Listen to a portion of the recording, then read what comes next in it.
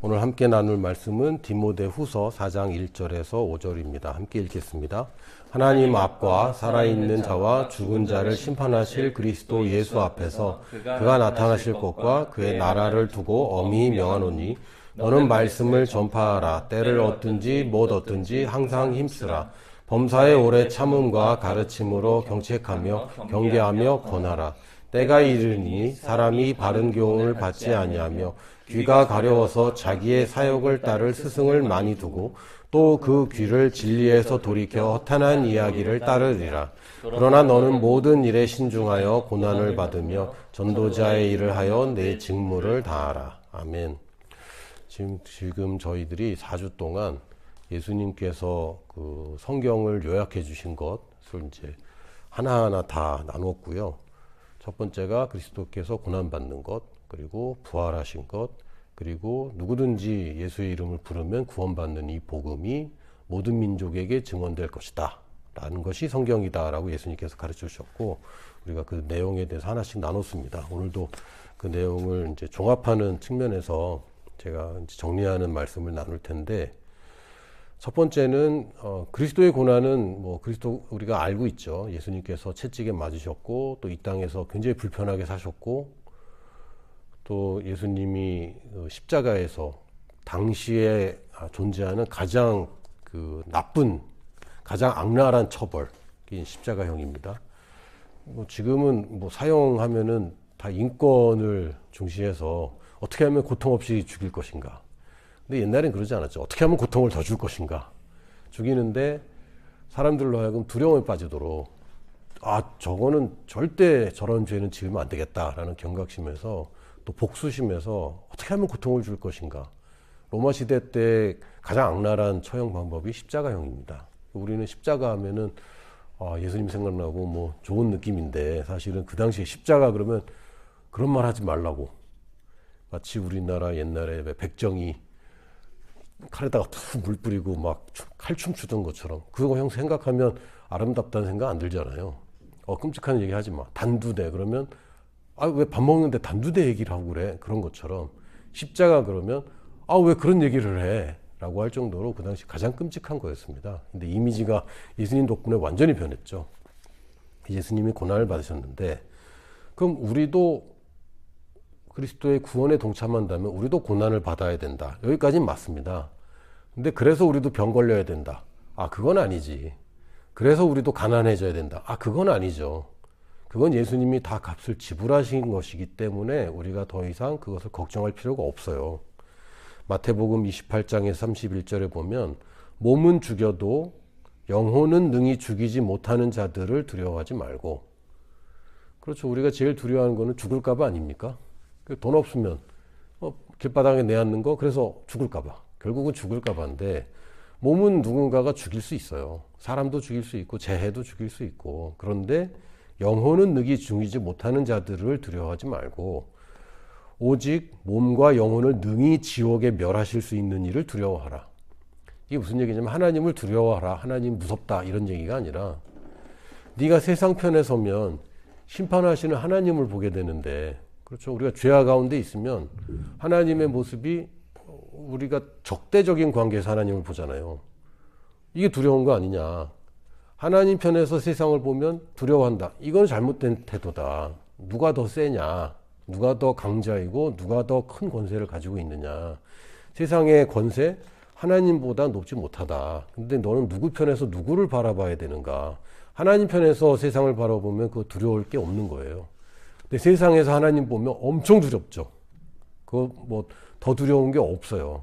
그래서 잘 판단해라. 누구 편에 설 건지 잘 판단해라. 그러면서 29절에 보면 참새 2마리가 한 아사리온에 팔리지 않느냐. 아사리온은 당시 그냥 동전 하나입니다. 그러니까 참새 2마리가 동전 반 개는 없으니까 하나씩 안 팔아요. 참새는 2마리씩 팔아요. 쌍으로. 그러나 너희 아버지께서 허락하지 아니하시면 그 하나도 땅에 떨어지지 아니하리라. 그러니까 참새 한 마리는 동전 하나 가치도 없는 거죠. 참 안 됐어요. 동전 하나로 안 되니까 둘이 모여서는 하나 팔리는 정도의 가치. 그런데도 하나님은 그것까지 다 살피시는 분이다. 너희에게는 머리털까지 다 세신 바 되었나니 머리털까지 다 세신 바 되었다는 얘기는 좀 더 정확하게 표현한다면 지금 총 몇 개야? 100만 개? 하나 빠졌네. 99만 9,999개. 이런 얘기가 아니라 넘버링을 했다는 표현입니다. 그러니까 머리카락 하나하나마다 번호를 붙여놓고 셌다는 얘기예요. 그러니까 하나 빠지면 하나 빠졌네가 아니라 49번이 빠졌네? 이 정도로 세고 있다. 그러니까 우리가 하는 일에 우리는 뭐 사실 과거에 벌어진 일, 미래에 벌어진 일, 심지어는 지금 벌어지고 있는 일도 모릅니다. 지금 우리가 예배 드리고 있는데 예배 도중에 전 세계에서 무슨 일이 벌어진지 우리는 알 수도 없어요. 그러나 하나님은 우리의 머리카락 하나까지 다 넘버링 하시는 분이다. 그러니까 하나님이 하나님 정말 모르세요? 내가 이렇게 힘든 거 모르세요? 모를 수가 없다. 단지 나의 선택이 하나님 편에 서는 것이 아니라 세상 편에 서면 당연히 문제가 생기지라는 표현입니다. 그래서 너희 두려워하지 말라. 너희는 많은 참새보다 귀하니라. 너희가 참새보다 귀하지 않냐. 참새 한 마리도 그냥 땅에 떨어져 죽는 게 아니다 라는 표현입니다. 그러니까 우리가 누구 편에 설 것인가를 정확하게 봐야 되고요. 이 적대적인 관계에서 한쪽 편을 들면요, 다른 한쪽 편에서 공격을 받을 수밖에 없습니다. 당연한 거죠. 우리가 지금 이 세상에 사는 동안에 이 중간 과정이 있는데, 뭐 반지의 제왕이나 뭐 환타지 소설에 나오는 중간계 뭐 이런 얘기도 있는데, 시간적으로 우리는 중간계에 있어요. 그래서 하나님의 나라가 임하긴 임했는데 다 임하지 않은, 그래서 마치 왕이 있는데 왕이 대관식을 하러 오는 도중인 이 사이, 그러니까 이 나라의 왕이 실제로 존재하고 지금 대관식을 하고 오고 있는 도중인데 우리는 처신을 어떻게 할 것이냐, 왕을 맞아들이는 사람일 것이냐 반대하는 사람일 것이냐, 거기에 둘로 나누는 거죠. 그러니까 어중간한 건 없어요. 어중간하게 하나님도 섬기고 세상도 섬기고 그런 거 없어요. 하나님을 섬기면 세상이 적대적으로 갈 수밖에 없고요. 적대적인데 내가 세상을 굴복시키고 사는 겁니다. 세상을 날 따라오게 만드는 거죠. 그러니까 돈 위에서든 돈 밑에서든 둘 중에 하나지 돈 옆에 서는 건 없어요.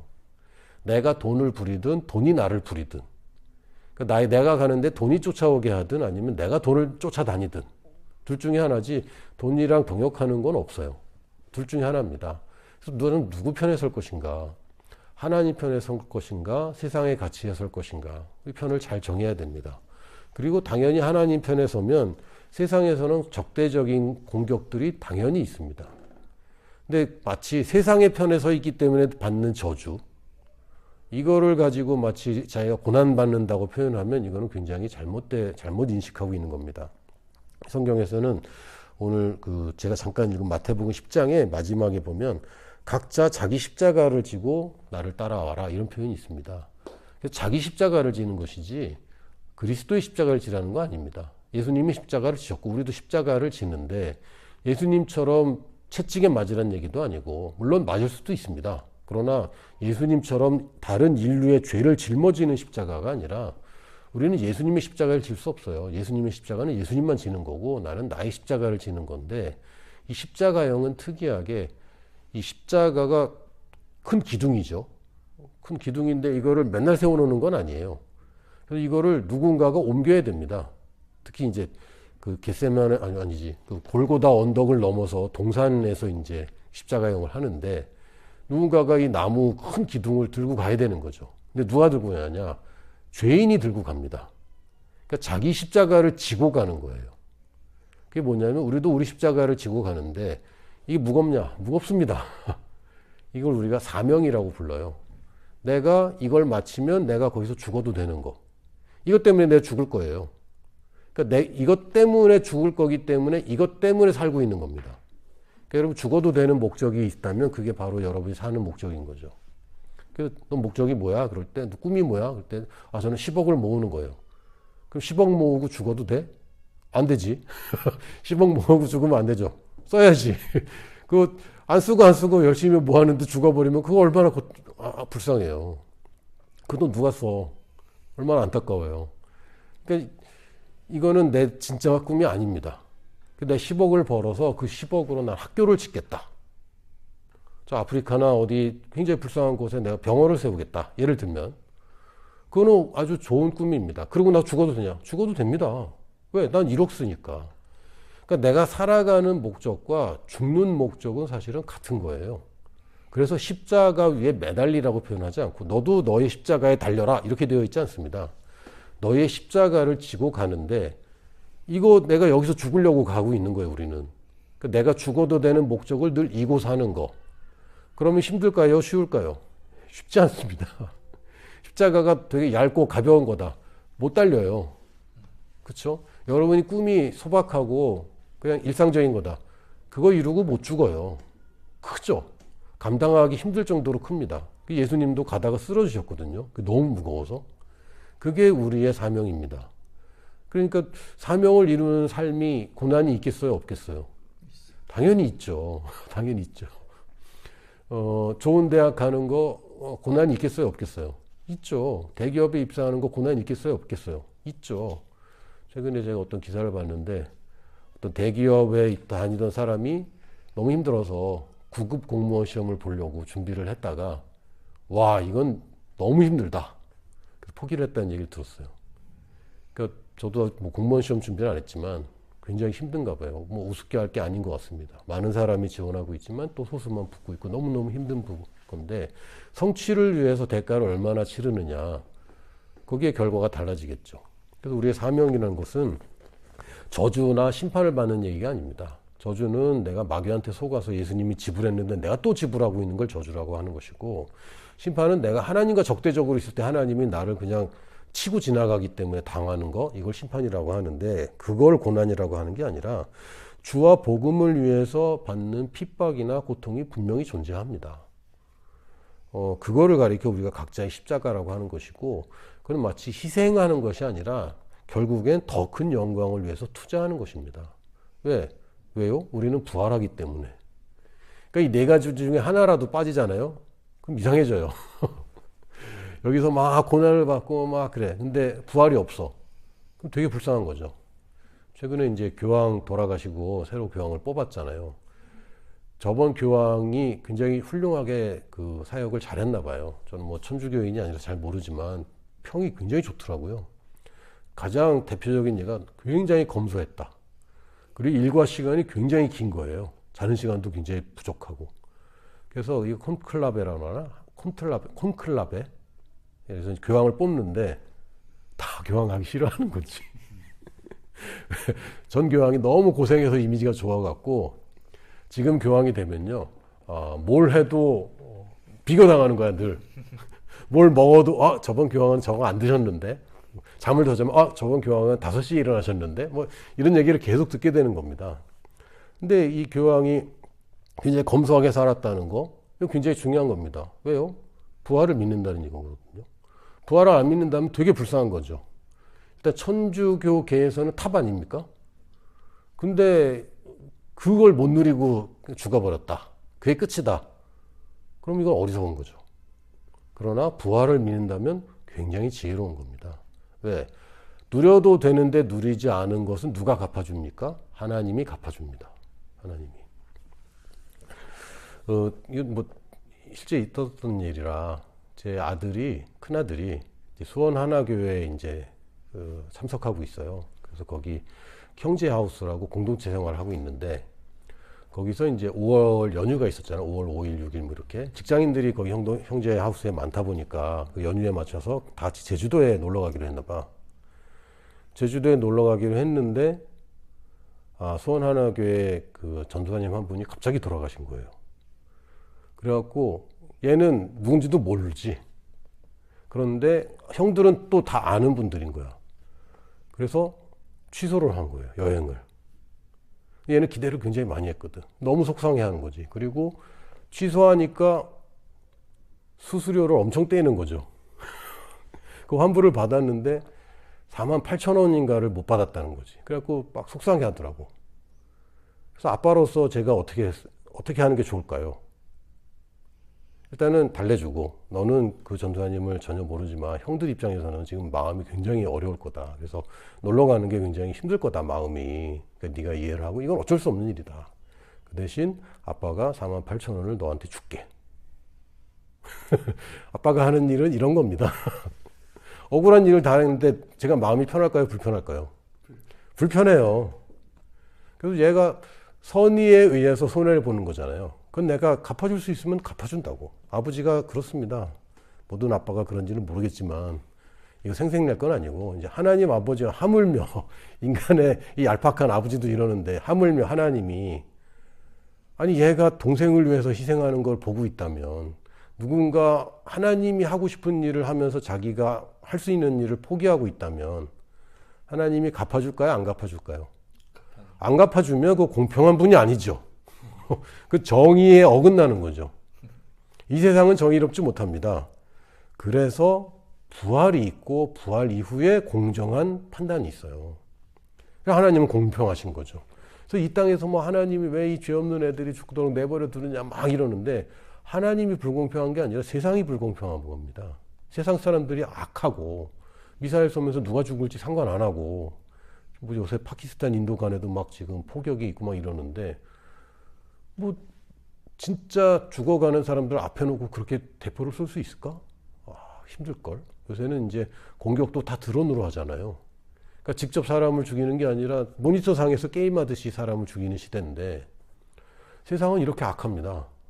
무지하기도 하고 악하기도 하고. 근데 하나님은 공평하신 분이에요. 그래서 부활이 없다면 야 나는 진짜 세상 어리석구나 라고 하는 게 지혜로운 거죠. 부활이 없다면 우리가 참 미련하구나 라는 말을 못하고 있다면 사실은 우리가 부활을 제대로 믿는 게 아닙니다. 물론 각자 믿음이 수준이 다르고 또 하나님의 인도하심과 또 타이밍이 다르기 때문에 다른 사람과 비교할 필요 없습니다. 다른 사람이 하는 거 따라하면 곤란합니다. 바나바가 자기 재산을 팔아서 헌금했다고 아나니아와 삽비라가 그거 따라하다가 거짓말 해갖고 결국은 큰 어려움 당했거든요. 그러니까 남 따라할 건 아니고 단지 우리가 부활을 진짜 믿는다면 이 세상에서 공평할 거 기대할 필요가 없는 거예요. 또 주지 뭐. 그런 거 있어요. 애들이 이제 여럿이면 한 번은 이제 동생한테 주는 걸 아빠가 발견하고 잘했다 막 칭찬하고 막 더 준단 말이지. 그럼 얘가 배워갖고 자기한테 뭐가 받으면요 동생들은 막 줍니다. 너무 좋아. 그럼 또 아빠 그걸 따라가느라고 막 친구들까지 막 나눠주고 막 이러면 이제 곤란해지는데 하나님은 그렇게 곤란함 당할 필요가 없어요. 이 세상의 아빠들은 부족함이 많지만 하나님은 부족함이 없습니다. 그래서 우리가 부활할 거를 믿고 사는 것과 안 믿고 사는 것은 굉장히 다른데 이 네 가지가 다 연결이 돼 있어요. 우리가 고난받아도 괜찮아. 왜? 부활하니까. 부활하고 더 큰 상 받는데 무슨 상관이야. 우리가 지금 정기예금 하잖아요. 왜? 이자를 많이 쳐주니까. 그 1년 동안 못 쓰죠. 근데 무슨 상관이야? 나중에 이자 쳐서 받는데. 그러니까 이거 굉장한 투자가 됩니다. 요한복음 11장 25절 26절을 보면 예수께서 이르시되 나는 부활이요 생명이니 나를 믿는 자는 죽어도 살겠고 무릇 살아서 믿는 자는 영원히 죽지 아니하리니 이것을 내가 믿느냐. 부활을 믿는가. 이게 우리가 소위 말하는 기독교의 핵심이죠. 근데 잠깐만 우리는 살아서 믿었는데 죽잖아요. 죽음에 대해서 두 가지를 생각해야 됩니다. 육체의 죽음과 영의 죽음 두 가지를 나눠 생각해야 되고 왜? 하나님은 영이시고 하나님 영이신 하나님이 인간에게 육체를 주셨는데 아담이 범죄함으로 말미암아 육체가 죽은 게 아니라 영이 죽어버렸죠. 그래서 육체의 죽음이 따라왔습니다. 예수님이 해결하신 것은 영의 죽음을 영의 삶으로 생명으로 바꾸신 것이고 육체의 죽음은 아직 해결되지 않았어요. 이게 중간계에 있는 거죠. 중간계가 아니고 중간기 사이에 있는 겁니다. 영의 부활은 이미 됐어요. 그런데 몸의 부활이 아직인 거죠. 이 사이에 있습니다. 근데 이 애매한 기간이 있는 것은 우리에게 굉장한 축복입니다. 왜요? 기회가 되거든. 그러니까 사람들은 애매한 것을 굉장히 힘들어해요. 이도 아니고 저도 아닌 것 같아서 막 갈등합니다. 근데 이 기간이 축복이에요. 예를 들면 약간 썸만이 가지는 그 애틋함 있잖아요. 사귀는 것도 아니고 사귀는 거 아니기도 한 것 같고 막 그때의 그 중간에 애매한 상황. 요때가 가장 그 알콩달콩하고 지나보면 그때가 참 행복했죠. 물론 이제 이해 못 하시는 분들도 있어요. 물론 전문 용어로 모쏠이라고 하시는 분들인데 죄송합니다. 모쏠이었으나 이미 자녀가 넷인 제가 말씀드립니다. 영원한 모쏠은 없습니다. 그 애매한 기간, 이 기간이 우리에게는 굉장히 중요한 기회가 됩니다. 왜요? 복음이 우리에게 있기 때문에. 애매한 기간이 없었다면 사실은 예수님이 이 땅 2000년 전에 다 해결하셨다. 그럼 2000년 전에 새하늘과 새 땅이 시작되고 우리는 뭐 할 일이 없는 거죠. 그러나 지금 예수님이 오시기 전에 딱 요 중간기에 우리에게는 할 일이 있고 우리에게 사명이 있습니다. 로마서 1장 16절에서 17절에 보면 내가 복음을 부끄러워하지 아니하노니 이 복음은 모든 믿는 자에게 구원을 주시는 하나님의 능력이 됨이라. 먼저는 유대인에게요 그리고 헬라인에게로다. 복음에는 하나님의 의가 나타나서 믿음으로 믿음에 이르게 하나니 기록된 바 오직 의인은 믿음으로 말미암아 살리라 함과 같으니라. 복음은 모든 믿는 자에게 구원을 주시는 하나님의 능력이라고 했습니다. 그러니까 복음과 교회 다니는 것은 다른 얘기예요. 물론 연결이 돼 있냐? 당연히 연결돼 있죠. 그러나 별개의 것입니다. 복음을 받아들여서 구원받는 것과 신앙생활을 잘하는 것은 다른 얘기입니다. 여러분, 그 생명이 태어나는 것과 이 생명이 어떤 사람이 되는 것은 다른 얘기죠. 갓난 애기들은 다 갓난 애기로 태어납니다. 누구나. 갓난 애기 아니고 성인으로 태어나는 사람이 있으면 그거 곤란하죠. 다 갓난 애기로 태어나고 다 똑같은 그 가치를 가지고 태어납니다. 그러나 잘하는 거는 다 다른 것과 마찬가지로 잘 자라는 사람이 있고 잘 못 자라는 사람이 있고 일란성 쌍둥이도 차이가 있더라고요. 환경이 달라지면 결국은 다르더라고요. 왜? 사회적인 환경이 다르고 또 물리적인 환경이 달라지면 사람은 다르게 됩니다. 마찬가지로 우리가 복음을 받아들이기만 하면 새롭게 태어납니다. 그건 다 마찬가지예요. 예수님을 믿겠냐? 그래서 믿겠다 해놓고 교회 안 다녀도 구원 받은 거냐? 받은 겁니다. 여러분이 잘못해서 계약서에 사인해도 그 계약서는 효력이 있죠. 물론 이제 그 제정신이 아닐 때 한 거는 이제 법적 효력이 없습니다만 미성년자나 또는 뭐 술에 취해 있거나 자고 있거나 뭐 약물 중독일 때 한 거는 안 됩니다. 그러나 내가 그때 상황에서 내가 그 상황에서 그럴듯해서 사인을 해버리면 계약이 성립이 되죠. 다 읽어봤는데요. 그래도 소용없어요. 아니 뒷장이 있는 걸 몰랐는데요. 그래도 소용없어요. 왜? 다 읽어봤다고 하고 사인하는 거기 때문에. 우리가 이제 앱이나 뭐 이렇게 서비스 등록하거나 할 때 막 엄청 길잖아요. 잘 안 읽어보고 휙휙 넘기고 그냥 하는데 사실은 그래도 법적 효력이 생겨버립니다. 마찬가지로 우리가 복음을 듣고 믿기로 내가 구두로 사인을 해버리면 그건 계약이 체결됩니다. 그리고 이 계약이 싫어서 내가 이 집을 샀는데 이 집이 싫어 밖에 산다. 그래도 내 집인 거예요. 내가 은행에 돈을 빌렸는데 다 써서 돈이 없다. 그래도 빚을 진 거죠. 마찬가지로 예수님과 내가 계약을 하기를 예수님은 이미 사인을 해서 내게 주셨고 이게 복음입니다. 내가 예수님을 사인하게 만들려고 하는 걸 종교라고 불러요. 하나님 어떻게든 날 좀 움직이려고 하나님 어떻게 좀 해주세요.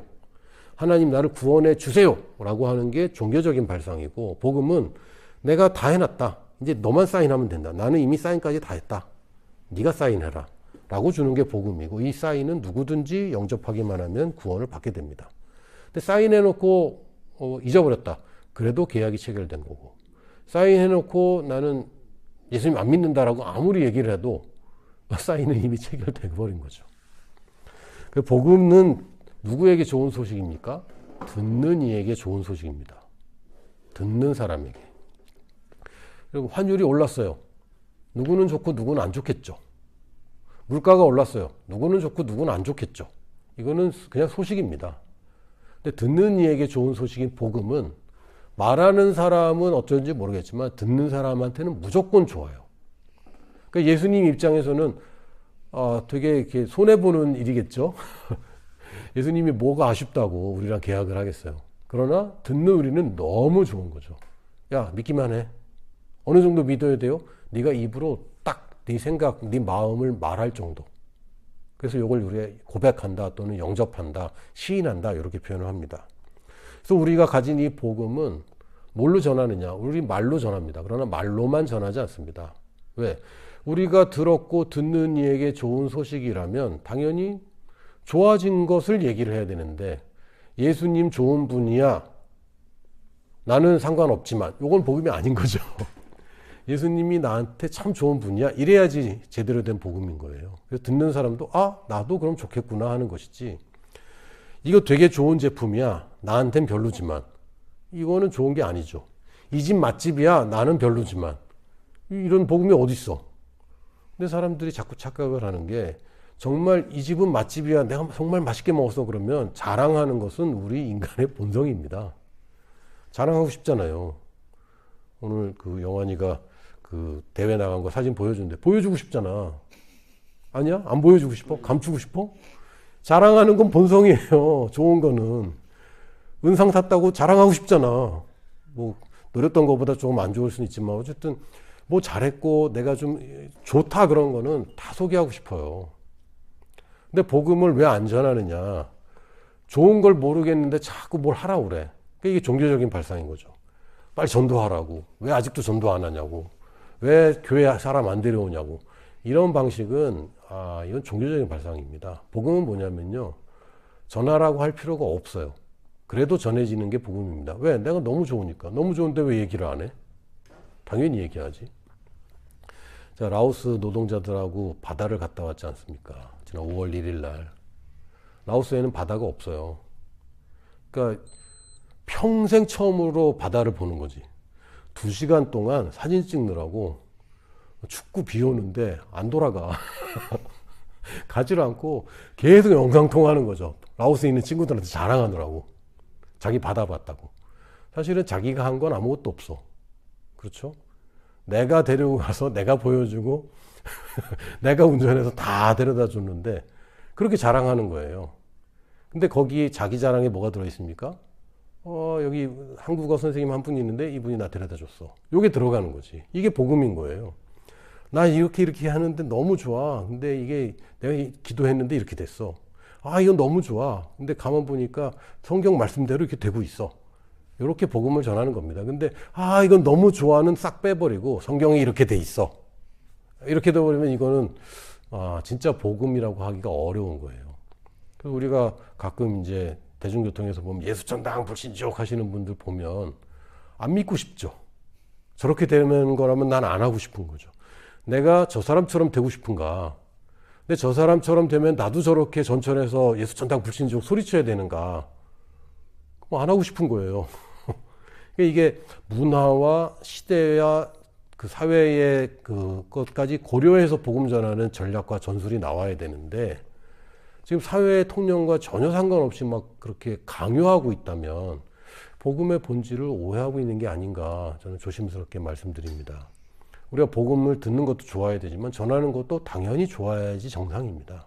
그게 정상이 아니라면 내가 내 삶과 말에 있어서 복음과 다르구나 라는 것을 인식하고 내 삶과 말에서 복음과 다른 부분을 그걸 고치려고 하다 보면 자연스럽게 다른 사람한테 얘기하게 되어 있어요. 그렇게 될 수밖에 없어요. 이게 우리가 지금 살고 있는 것이고 단지 한 가지 더 추가한다면 우리가 하는 일은 우리의 능력으로 하는 것이 아닙니다. 그러니까 우리 선교라고 얘기하면 그 선교 용어 중에 신학 용어 중에 미시오 데이라는 게 있습니다. 이게 뭐냐면 하나님의 선교. 사람이 하는 게 아니지 않냐. 우리에게 주신 미션이지만 사실은 결국은 하나님이 주관하시는 거 아닌가. 굉장히 중요한 얘기입니다. 왜냐하면 근대 선교를 처음으로 하신 분을 윌리엄 캐리라고 보통 이제 선교학에서는 얘기합니다. 선교 역사에서. 윌리엄 캐리는 뭐 하던 사람이었을까요?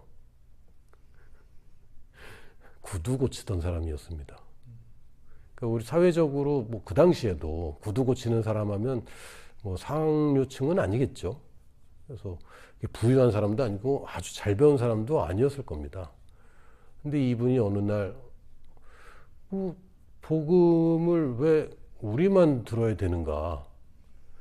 왜 다른 나라에는 왜 우리가 복음을 전하지 않지? 영국은 교회가 이렇게 많은데 그 당시 식민지 중에 인도가 굉장히 큰 땅이었잖아요. 인도는 왜 아무도 복음을 전하지 않는가?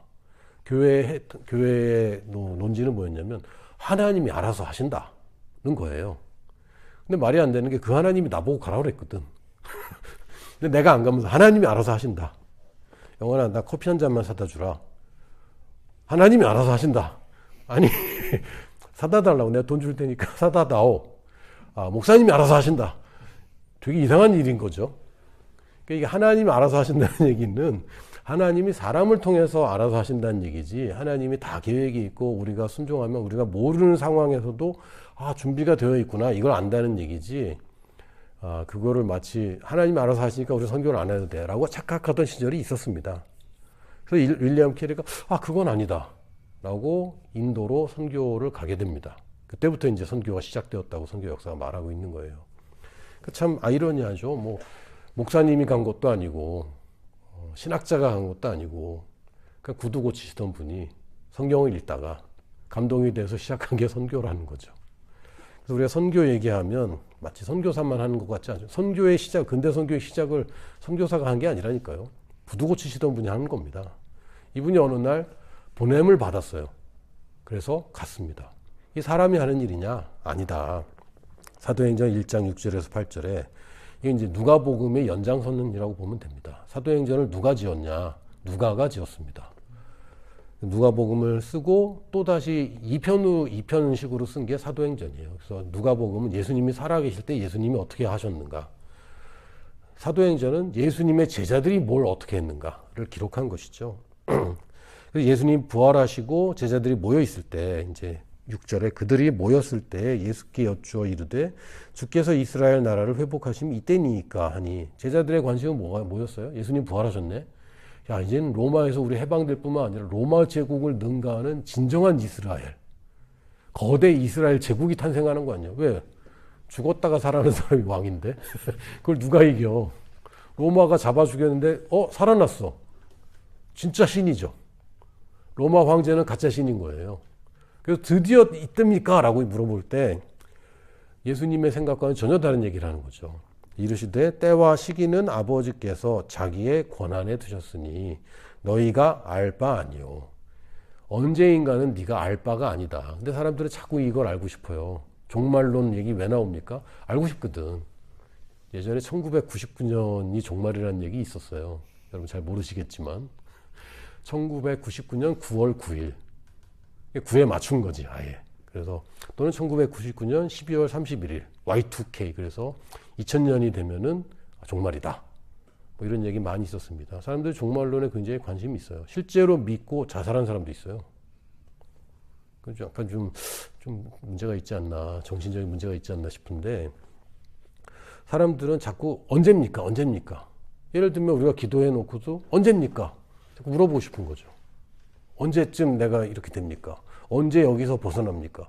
언제 치유가 됩니까? 언제입니까? 이거 자꾸 궁금한데, 이 종말에 대해서는 예수님이 딱 얘기했습니다. 네 알바가 아니다. 알바노 하셨어요. 근데 알바노인데 자기 알바노가 아니라 너 알바노. 네가 알바가 아니다. 때와 시기는 네가 상관하지 말고 단지 오직, 그래서 오직 성령이 너희에게 임하시면 너희가 권능을 받고 예루살렘과 온 유대와 사마리아 땅끝까지 이르러 내 증인이 되리라 하시니라 그랬는데, 이 오직은 오직 성령을 얘기하는 게 아닙니다. 오직 성령이 임하시면이 아니라 네가 알 바 아니고 단지 너희는 증인이 되는 거야. 문맥상 이렇게 해석이 됩니다. 근데 사람들이 자꾸 1장 8절만 읽다 보니까 이게 오직 성령이 됐어요. 그게 아니라 이 번역을 제가 단지 이렇게만 했어도, 다만 이렇게만 했어도 참 좋았을 텐데 참 아쉽습니다. 그래서 예전에 제가 성경 잘 모를 때는 사람들이 오직 성령님이 임하는 게 더 중요하다 막 이럴 정도로, 복음 전하는 것보다 오직 성령이 중요하다. 아닙니다. 성령이 임하신 이유가 복음을 증거하기 위해서입니다. 왜? 사람의 힘으로 되는 게 아니거든. 그래서 오직 성령이 너희에게 마시면 너희가 권능을 받고 땅끝까지 이르러 내 증인이 될 거다 라고 예수님이 얘기하셨어요. 때는 상관없다. 근데 네 가지 키워드로 한다면 성령님이 오시면 우리가 권능을 받고, 권능이라는 게 뭡니까? 세상 편에 선 게 아니라 하나님 편에 섰을 때 세상을 다스리는 능력을 얘기합니다. 이게 다 연결이 돼 있어요. 우리가 고난을 당하죠, 당하나. 그러나 고난을 당하는데 그게 나한테 문제가 안 돼. 왜? 내가 훨씬 더 높이 있거든. 위치가 다르기 때문에. 아니, 땅에 비가 아무리 와도 비행기 타고 올라가면요, 해가 쨍쨍 납니다. 왜? 사는 레벨이 달라. 이거 나한테 고난이 아닌 거예요. 사람들이 볼 때는 아, 힘들죠, 고난 받는다, 아, 저런 불쌍하다 그러는데 내 입장에서는 그게 뭐가 문제나.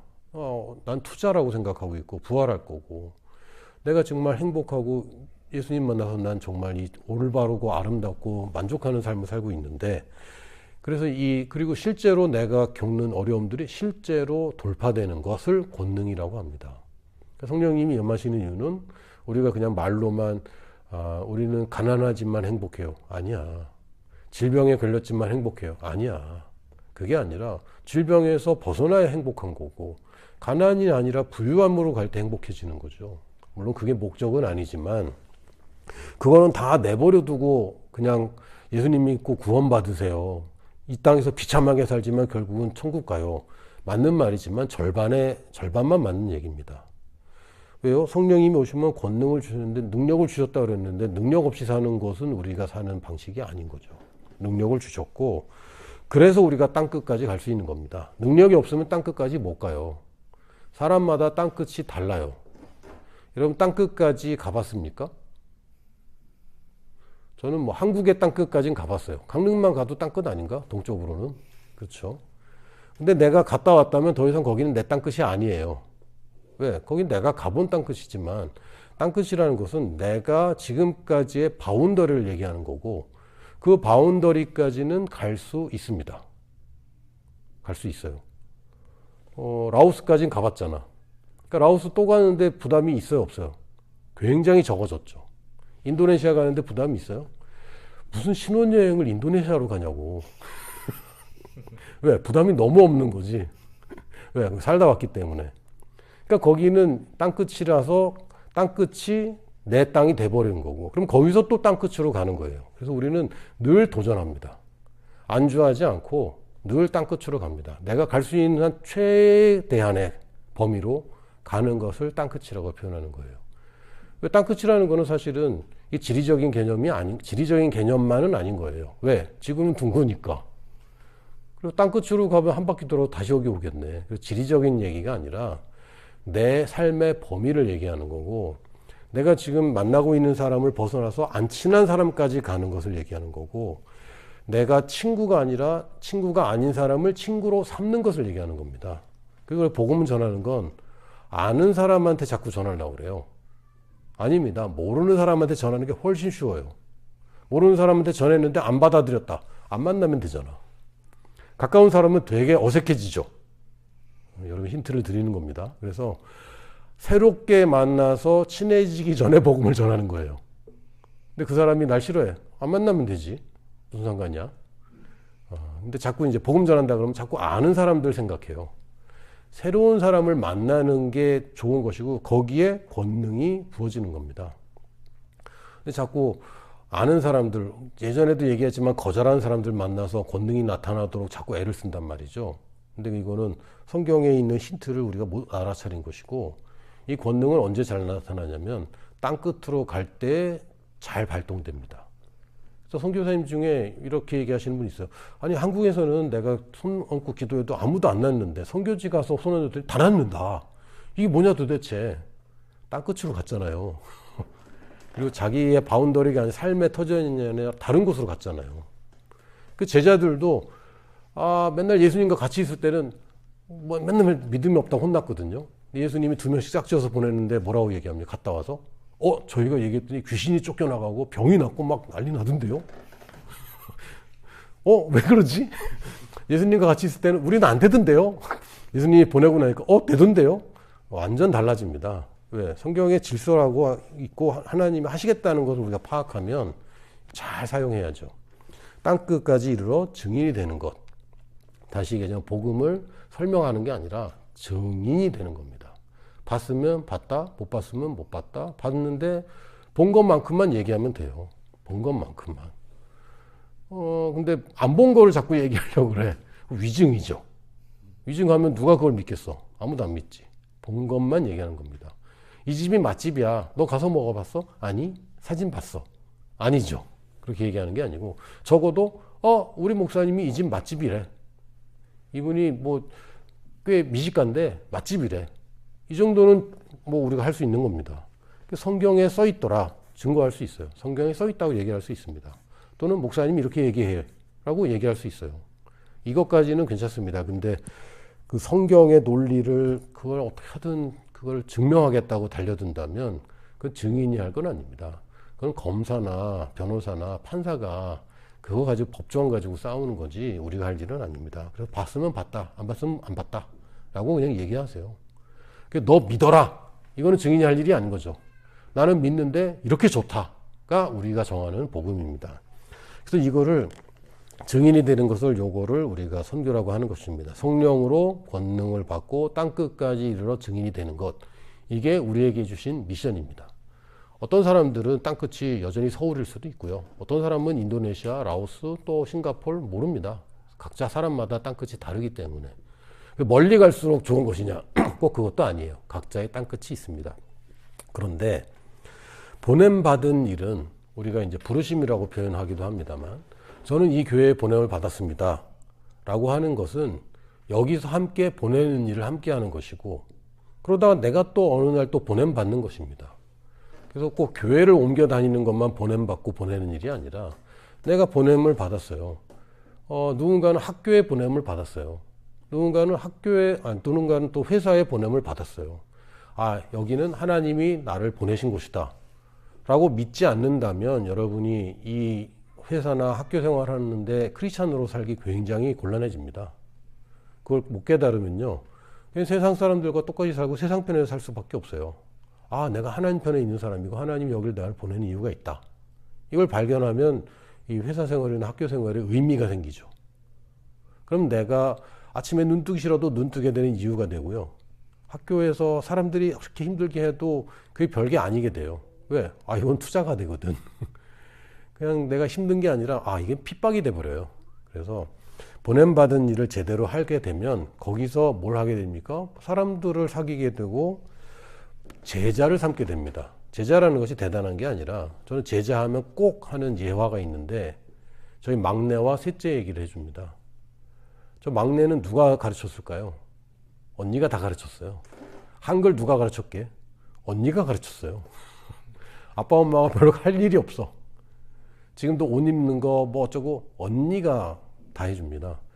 저희 막내가 누굴 제일 무서워하게 해요? 언니가 이거 우리 집에서 들으면 안 되는데, 일단 언니가 좀 짜증이 난다. 막내는 아빠 방으로 도망와요. 제일 버거운 상대야, 언니가. 제자 얘기하면서 이거 나쁜 얘기했네. 제자라는 건 한 발짝 앞에만 있어도 됩니다. 내가 이 사람보다 예수님 일찍 믿으면 되는 거고요. 내가 이 사람 도와주다가 제자라고 평생 제자 아니에요. 그러니까 친구 간에도 또 나보다 나이 많은 사람도 제자를 삼을 수 있어요. 그러다가 어느 순간이 되면 이 사람이 빨리 보냄 받으면 되는 거죠. 그렇죠? 이 제자를 보내는 것까지가 우리의 사명인 거예요. 그게 아니라 영혼 구원만 하겠다, 복음만 전하겠다, 아닙니다. 제자 삼으라고 그랬지. 어디 그냥, 물론 만민에게 복음을 전파해라, 증인이 되라, 제자 삼아라, 목회해라, 이게 다 하나라고 지난주에 말씀드린 것처럼 이걸 종합해서 이제 우리가 받아들여야지. 나는 그 제자는 안 만들고 그냥 목회만 할래. 이거는 좀 잘못된 생각입니다. 예수님의 유언이 파편화되어 있다고 해서 그 중에 하나만 선택해서 된다는 얘기는 할 수 없어요. 그래서 우리가 나를 대신해서 가게 하는 게 보내는 일인데, 그러기 위해서 하는 게 뭡니까? 제자를 삼는 것입니다.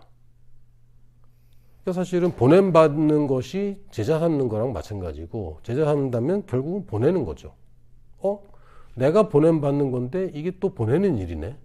이것의 상관관계를 우리가 잘 알아야 됩니다. 그게 아니면 자꾸 교회가 엉뚱한 짓을 하게 돼요. 우리 교회 성도를 늘리는 것? 아니요, 그건 우리 사명이 아닙니다. 우리 교회가 건물을 갖는 것? 이것도 우리 사명이 아닙니다. 이거 수단들인 거예요. 왜? 제자를 많이 보내기 위한 수단이에요. 성도가 많아져야 제자를 많이 보내겠지. 교회 건물이 안정되게 있으면 우리가 안정적으로 선교지를 잘 서포트 하겠죠. 근데 그게 아니고 마치 그게 목적화된다면 이제 사람들한테 욕을 먹게 됩니다. 그걸 근데 또 핍박이라고 또 자랑한다면 그거 되게 어리석은 겁니다. 우리가 받는 핍박은 사람들로부터 욕을 먹긴 먹지만 의롭기 때문에 욕먹는 것이고 타협하지 않기 때문에 욕먹는 것이지 세상적인 것을 가치를 추구해서 받는 그 욕은 우리가 받는 핍박이 아닙니다. 우리 디모데후서 4장 1절을 다시 한번 보면서 마치려고 하는데 네 가지 내용을 다시 한번 생각하세요. 고난과 부활과 복음과 선교. 이 네 가지가 예수님께서 정리해 주신, 요약해 주신 성경 내용이고 디모데후서 4장 1절에서 5절을 보면 그 내용이 다 들어있어요. 천천히 읽어보겠습니다. 하나님 앞과 살아있는 자와 죽은 자를 심판하실 그리스도 예수 앞에서, 부활이 들어있죠. 그가 나타나실 것과 그의 나라를 두고 엄히 명하노니, 선교가 들어있습니다. 하나님 나라가 임하는 것.